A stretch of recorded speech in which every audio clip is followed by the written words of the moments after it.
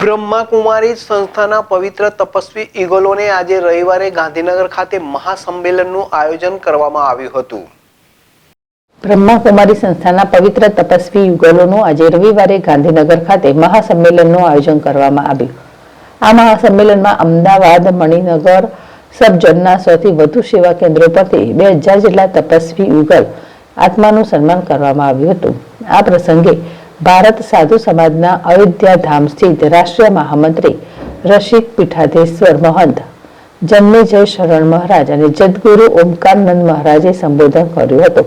આ મહાસંમેલનમાં બ્રહ્માકુમારી સંસ્થાના 2000 જેટલા તપસ્વી યુગલ મૂર્ત આત્માઓ, આમંત્રિત મહેમાનો અને બ્રહ્માકુમારી સેવા કેન્દ્રોના રાજયોગી ભાઈ બહેનો 4000થી વિશાળ સભામાં ઉપસ્થિત હશે, જેમાં સૌથી વધુ શહેર નગરના સેવા કેન્દ્રો અને 400 જેટલા ગામોની રાજયોગ ગીતા પાઠશાળાઓના ભાઈ બહેનો ભાગ લેશે. મહાસંમેલનની વિવિધતા અને આકર્ષણમાં મહાનુભાવોનું મંગલદાયી ઉદ્બોધન, પેનલ ચર્ચા, આત્મનિરીક્ષણ, સુંદર સાંસ્કૃતિક કાર્યક્રમ, મહોત્સવ, સેલિબ્રેશન, પ્રેરણાદાયી અનુભવ, નૃત્ય નાટિકા, આશીર્વચન, પરમાત્માની યુગલો પ્રતિ પ્રેરણાની વિડીયો ક્લિપ, કેન્ડલ લાઇટિંગનું આયોજન કરવામાં આવ્યું હતું.